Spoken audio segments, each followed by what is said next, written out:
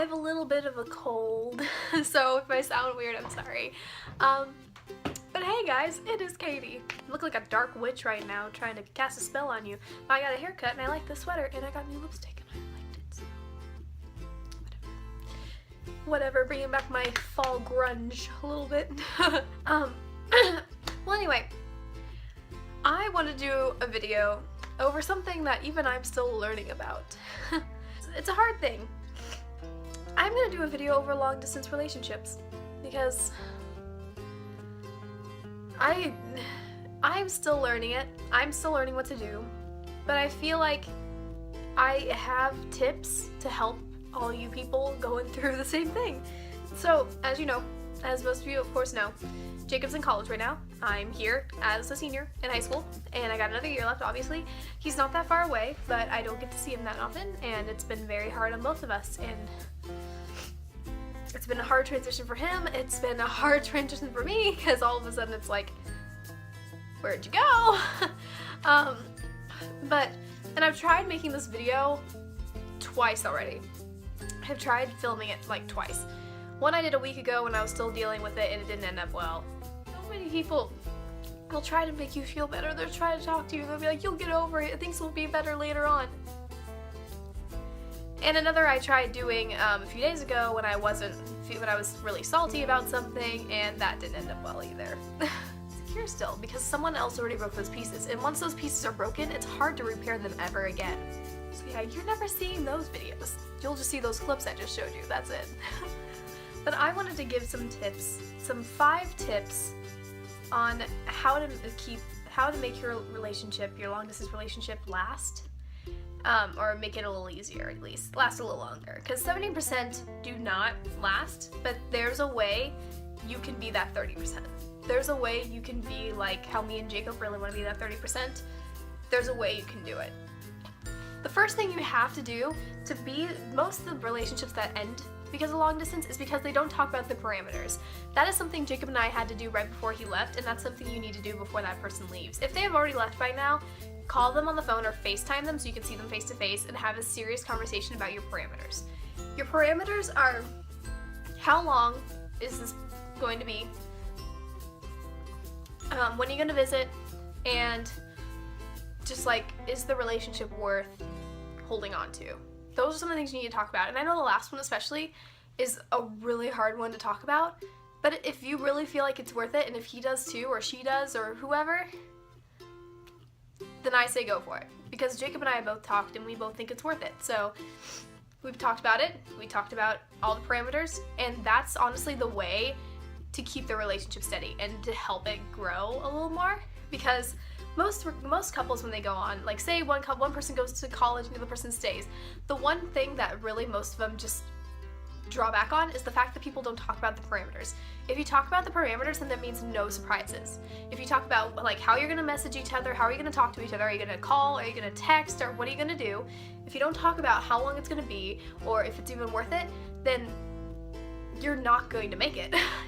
You have to be able to sit down and talk to that person about what it is you're doing, how long it's going to be, how you're going to keep in contact, or if it's even worth it in the first place, or else you are going to be in for one big surprise.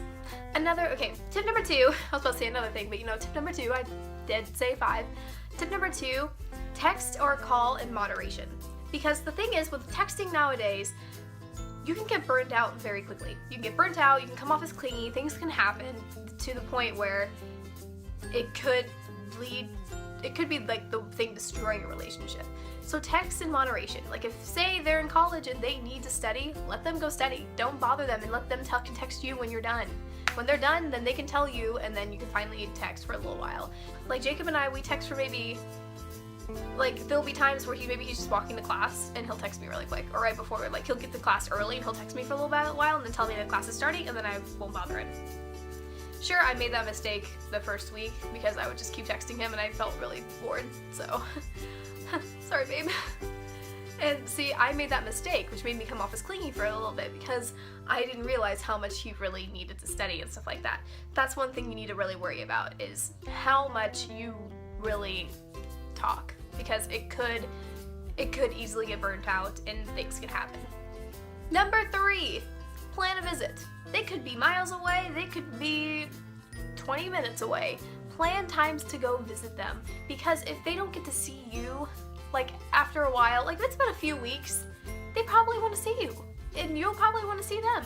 Plan a little visit when you get to come up and just hang out or study with them, like study your own stuff while they're studying, or just going to spend a little bit of time with each other. Like I saw a video on here about like long distance relationship tips, and these people live other side of the country and they could visit each other once a month, which that's good. Depending on the distance, once a month, once a week, that's pretty much a good thing to do. I'm going up to Ball State once a week for my trumpet lessons. And that'll just be a few hours I get to see him after my trumpet lessons, and then it's not like we're getting burnt out. We still get our own lives and we still get to work on stuff. So just make times to plan the visit, and that helps a lot with the whole long distance thing. Number 4, this is 5, 10. 4. Leave jealousy behind. I saw this in another video about 5 tips to make your long distance relationship last longer. That's what I'm trying to say. I saw this in another video, and they said leave jealousy behind, because jealousy can get the best of you, and that's something that everyone has. But the tips to help with jealousy is to realize that if they're still with you, they're with you for a reason. If they want to make it work, even if they really want to make it work with anything, no matter what is going on right then, if they want to still make it work, there's a reason they're with you. There's a reason they chose you in the first place.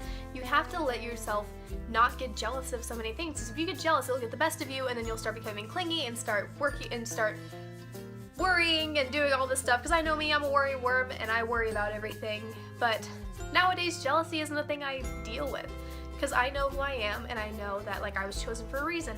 So I don't get jealous. It's called trust. Jealousy comes from trust. If you get jealous so much, then you probably don't trust them. And I know that's something that people can easily say, I trust them, I get jealous of this person. Well, I'm sorry, but if you still get jealous, that's not complete trust. You have to be able to completely trust the other person, or else it's never gonna work, because you can't just be texting them all the time, like, hey, what's up, hey, what's up, hey, what's up, like every single minute.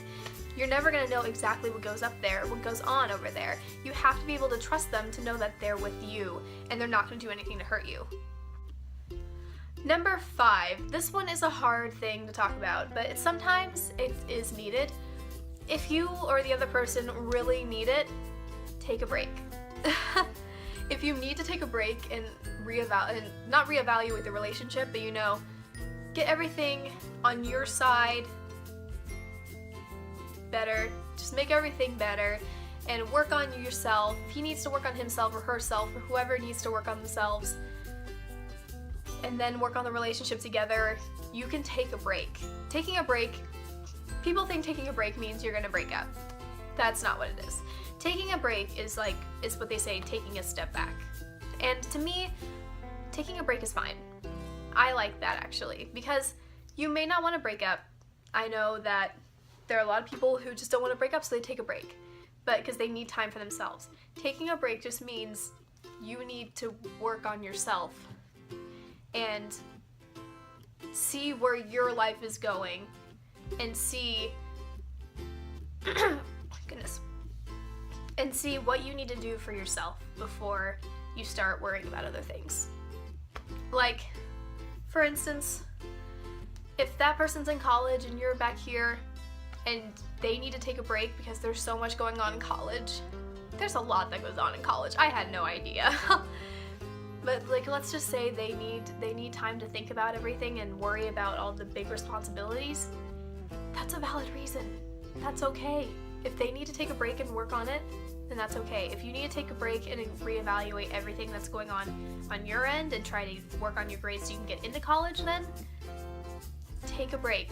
Make it a set time and wait till, and just and if it works out while you're waiting, it's meant to be. If it doesn't work out, then it wasn't meant to be in the first place. So those are just a few tips for long distance relationships. I hope you like that. If you did, comment, like, subscribe, do whatever you want to do. My social media links are below, and I will see you guys later. Bye.